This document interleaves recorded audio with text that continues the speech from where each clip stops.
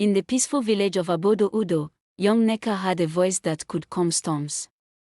One day, the dreaded hunger wind, Ikuku Agwụ, struck, drying the river, withering crops, and starving the people. In a dream, the river spirit told Nneka only a pure song could break the wind's curse. Though doubted, she sang at the riverbank, her voice weaving praise and promises. The wind fought back, but she did not falter. Clouds gathered, rain poured, and the river swelled with life. From then on, Nneka's song opened each planting season, reminding all that even the smallest voice can bring great change. You don't want to miss this powerful, emotional, and life-changing story filled with lessons that will stay with you, so sit back, relax, and grab your popcorn. Let's dive into this unforgettable journey, and if you're just tuning in on our channel, kindly click on the subscription button and also give this story a thumbs up. In the land of the Udola trees, where the hills rolled like sleeping elephants and the soil was the deep red of ripe palm fruit, there lay a small but proud village called Obodo Udo, the village of peace. Obodo Udo was a place of rhythm. The mornings began with the rooster's call, followed by the soft clink of clay pots as women fetched water from river Nile. The air smelled of wood smoke and boiling yam porridge, and children's bare feet pattered along the packed earth paths. By mid-morning, men's voices carried from the farms, their machetes flashing in the sun as they cleared weeds or staked yam vines.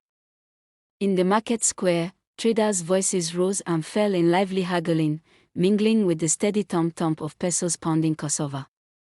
The people of Obodo Udo lived in harmony, guided by the wisdom of their elders. They often said, "A tree does not grow taller than the one who planted it, unless it bends in gratitude." And so they valued respect, unity, and the gifts the land had given them. But among the farmers, hunters, potters, and weavers, there was one child whose gift was unlike any other. Her name was Nneka, Mother is Supreme. She was the only daughter of Okafor, the palm wine tapper, and Ifunanya, the weaver. Okafor's laugh was as warm as the late morning sun, and Ifunanya's hands could weave a cloth so fine that people swore the moon must have taught her the patterns. Nneka herself was small for her 12 years, her frame light as the stalk of a young plantain tree. But her eyes were quick and bright, as though they had borrowed their light from the fireflies. Her skin carried the glow of fresh ground groundnuts, and her smile was the kind that could melt away a frown before it fully formed. Yet what made Nneka different, what made her unforgettable, was her voice. When Nneka sang, the air changed. It was not simply that her voice was sweet, it was that it seemed to carry something alive, something that reached into the hearts of those who heard it. The palm trees swayed a little slower. The goats froze mid-chew. Even the river seemed to hush its flowing to catch her notes. She sang anywhere, anytime, while carrying water, helping her mother weave, or sitting on the banks of river Nile with her toes in the water. Her songs came from her own mind, praise for the moon, playful teases for the stubborn hens, gentle thanks to the river for quenching thirst in the dry season. One hot afternoon, Nneka sat beneath her mother's weaving shed, passing strips of indigo cotton into Ifunanya's skilled hands. She sang a soft, winding tune about river Nile's kindness, the way it held the fish in its arms, the way it fed the yam fields, the way it never asked for thanks. From across the courtyard, Mama Obi, a wide-hipped woman with laughter like the clapping of wooden spoons, paused to listen. "Ifunanya," she called, shading her eyes from the sun. "Your daughter's voice will one day open the gates of heaven itself." Ifunanya smiled without lifting her eyes from her loom. "A song is like a bird," she replied. "If it is meant to fly, no one can keep it in a cage." Nneka blushed and kept singing, her voice rising and falling like the river's gentle current. Then, without warning, a wind came. It was not the playful evening breeze that carried the scent of roasting maize. It was not the harmattan's dry kiss that dusted everything in pale powder. This wind was heavy, hot, and restless. It came rolling into the village with the sound of 1,000 whispers, whipping up the red dust until it stung the eyes. Mouths skidded across courtyards. Chickens scattered, wings beating frantically. The threads on Ifeanyi's loom snarled into knots. Children clung to their mothers' wrappers. Dogs tucked their tails. The laughter from the market stopped mid-breath. Under the great Iroko tree, old Papa Anin, tall once, now bent with age, rose slowly from his stool. His hair was white as river foam, and his carved walking stick seemed to carry him as much as he carried it. He squinted into the swirling dust. "This wind," he murmured, his voice like dry leaves rubbing together. "It smells of trouble. And when trouble comes, it does not knock before entering." The villager stood still, watching the dust spiral upward as though it might form a figure in the air. Then, as suddenly as it had come, the wind dropped. The silence that followed was not the peace of a quiet afternoon. It was the kind of silence that sits on your shoulders and presses you down, as if waiting for something else to happen. The people exchanged uneasy glances. Some crossed themselves, others muttered quick prayers. That evening, as the sun dipped behind the hills and the first bats swept across the sky, the elders gathered in the half-dark under the Iroko tree. They spoke in low, careful voices. None said it aloud, but every heart knew. A wind like that does not pass without leaving something behind. And far away, under the darkening sky, River Ndu flowed on, quiet, still, listening. The strange wind's first visit had left the people of Obodo Udo unsettled, but it was its second visit that truly gripped their hearts with fear. It came early in the morning, before the cock's third crow. One moment, the air was still and heavy, the next, it was filled with the hiss of dry dust sliding across the earth. The sun rose pale and tired, as though it, too, had been robbed of strength. This time, the wind did not simply blow past. It stayed. It crept into every corner of the village, under roofs, through cracks in mud walls, into yam barns and chicken coops. It coated the tongues of those who spoke, leaving their throats dry before they had finished their sentences. By the second day, the yam barns showed signs of sickness. The tubers, still months from harvest, felt softer to the touch, their skins loose as if the water inside them was fleeing.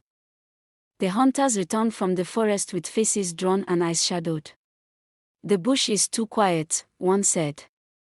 "Even the monkeys have gone deeper into the hills." Women returning from River Ndu carried pots half filled with cloudy water. "The river is falling," whispered Mama Obi, her voice trembling. "And it tastes wrong." The children no longer played in the courtyards. The dust clung to their feet and stung their eyes. Even the goats stood in the shade with their heads down, chewing slowly as if the air itself had grown heavy to swallow. On the fourth day, the elders called for a meeting under the great Iroko tree. Its ancient roots seemed to twist deeper into the ground, as though it was bracing itself against the wind. The whole village came, men wiping sweat from their brows, women clutching restless babies, and children who clung to their mothers' wrappers. The air was thick with fear and dust. Old Papa Anin rose, leaning heavily on his carved staff. His voice was steady, but his eyes carried the weight of something remembered. "This," he said, "is no harmattan. I have known harmattan since I was smaller than the hoe I carried to the farm. I have seen it dry the rivers and crack the earth. But this is the area, the hunger wind. It does not come from the north. It does not come from the sea. It comes from the heart of the land itself, when the spirits turn their backs on us." A shiver ran through the crowd. An elder woman with white beads in her hair spoke, her voice shaking.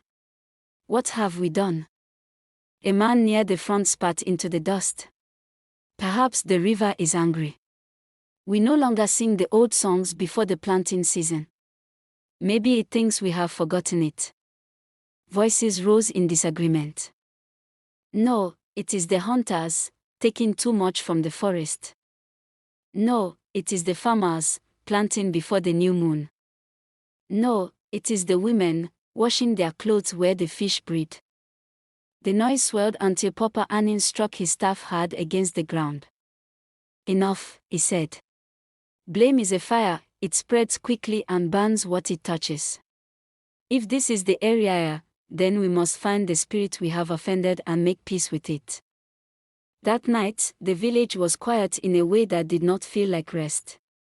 The air was still, yet heavy, as though something was watching. The dust clung to the rafters and drifted in slow spirals over sleeping mats. Nneka lay awake, listening to the wind hum low outside, like a drum being struck far away. Her throat felt dry. Her heart was uneasy. Sleep took her, but it was not the deep sleep of peace, it was the thin, fragile sleep of someone walking the edge of a dream. She found herself standing at the edge of River Udo.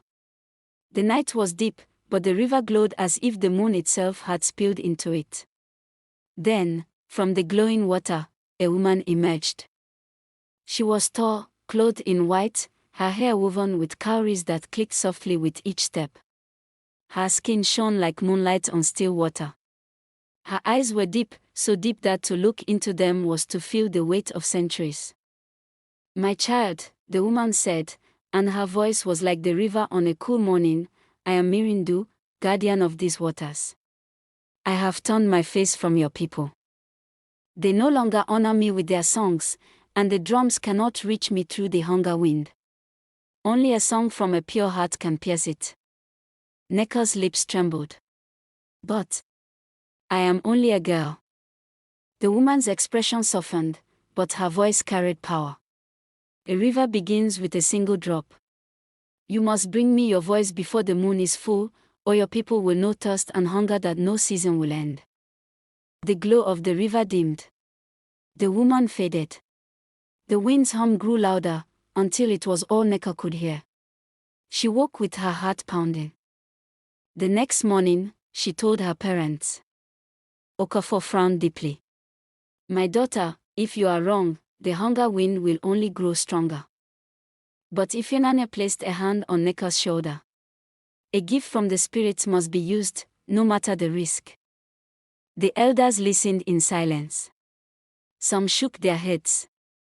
How can a child's song change a wind? She is too young for such a burden. But Papa Anin's eyes narrowed thoughtfully. "Sometimes," he said, "the smallest calabash carries the sweetest wine. If the spirits have chosen her, we must listen." And so, before the next sunrise, Nneka prepared herself, not knowing what the river would demand, nor how the hunger wind would greet her. Before dawn, long before the rooster crowed, Nneka was awake. Her mat felt too small to hold the weight pressing on her chest. She could hear the faint rattle of the hunger wind in the distance, whispering through the cracks in the mud walls.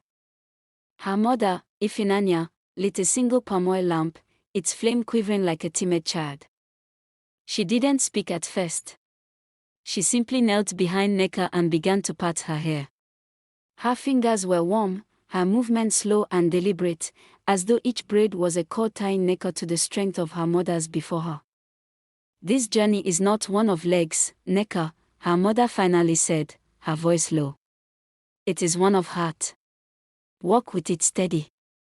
When the braids were finished, her father, Okafor, entered carrying a small calabash. The water inside was clear, shimmering faintly in the lamplight. It was from the deepest, oldest part of their well, a place they had guarded fiercely during the drought. "This," he said, "is our last gift to the river. You will need your voice for the song, but when it grows thin, drink from this. And if strength still remains, pour the rest to the river spirit." Papa Anin, the elder, leaned on his staff at the doorway. His frame was bent with age, but his eyes still carried the sharpness of a hawk. "I will walk you to the forest mouth," he told her, "but after that, the path will belong only to your feet. Even I cannot walk where the river spirit calls another." The village was still when they stepped outside. The moon was pale and weary, and the stars looked faint, as though the hunger wind had stolen even their shine. They passed silent compounds, doors shut, hearts cold. The only sounds were the crunch of their steps on brittle earth and the occasional creak of Papa Anin's staff. At the edge of the forest, the elder stopped. From here, he said, you must remember why you walk. The wind will try to tell you that you are small. But the river does not measure greatness the way men do. Nneka nodded. She tightened her grip on the calabash, took one step forward, and entered the forest. The path was narrow, hemmed in by trees whose leaves had lost their green. They hung dull and thin, like paper left too long in the sun. The air was heavy with dust that clung to her skin and lips. At first, the hunger wind came as a low hum, barely more than the sound of her own breath. Then it grew bolder, swirling around her ankles, slipping under her wrapper like cold fingers. Little one, it murmured, soft as a lullaby. Your voice is a reed in the storm. Turn back. Let the elders speak. Let the men bargain. This is not your place. Nneka gritted her teeth. She thought of the children's sunken cheeks, the mothers pounding yam only in their dreams, the dry riverbed where once they had laughed and splashed. She walked faster. The wind changed tone, becoming sharp, biting. Even if you reach the river, it will not listen. It has forgotten your kind. She answered it only with her steps, firm, unbroken. The forest thinned, and she emerged into a wide clearing. There lay River Ndu, but it looked as though life had been drained from it. The once rushing water had shrunk to a sluggish thread. Cracks ran through the banks, and the air above it smelled stale, like water left too long in a clay pot. Kneeling by the shore, Nneka uncorked the calabash. She poured the water slowly, letting each drop fall like a tiny drumbeat into the river. The ripples spread outward, faint at first, then brighter, glimmering against the dimness. The hunger wind stirred violently now, whipping around her, flinging grit into her eyes. From the trembling surface, Mirindu rose, a tall, graceful woman with skin the deep brown of wet earth and hair braided with cowries that clinked like tiny bells. But her face was solemn. The wind grows bold, the spirit said. It wishes to drown all voices but its own. If you are ready, sing. And do not stop, no matter how it claws at your breath. The song begins. Nneka closed her eyes. She felt her heart beat, slow but steady. She began softly, her voice like the first drop of rain after months of dryness. The hunger wind struck hard, wrapping around her like a snake, pressing into her chest to steal her air. Her song trembled, but she pushed her voice forward. She sang of the yam fields green and full. She sang of palm wine sweet on the tongue, of children running barefoot through wet grass, of drums echoing into the night. Her voice rose above the hiss of dust. The hunger wind screamed, a sound so sharp it seemed to split the air, and then broke apart into ragged gusts. It swirled one last time around her, then scattered toward the distant hills. The air shifted. It was heavier now, but with the coolness of rain clouds gathering. A drop landed on her cheek. Then another. The river swelled before her eyes, rushing over the cracked banks. Fish leapt in silver arcs. Mirindu smiled. You have opened the path for life to return, the spirit said. Go now ahead, before the first rains reach your village, and tell them the wind has been driven away. By the time she neared the village, the clouds had thickened, their bellies dark with rain. The first drops began to fall on the dusty ground, releasing the deep, rich smell of wet earth. The villagers gathered, some laughing, some crying, as the rain poured. Papa Anin raised his staff. From this day, he declared, we will sing Nneka's song each planting season. For the voice of one can feed the many. And they did, year after year, their voices carrying down to the river, where the spirit listened, and the hunger wind never dared return. And here comes the end of this powerful and amazing story. Kindly share your thoughts on the comment section, and if you're still joining us for the first time, kindly subscribe to our channel and don't forget to share this interesting story to your loved ones. Thank you so much, and do have a beautiful day.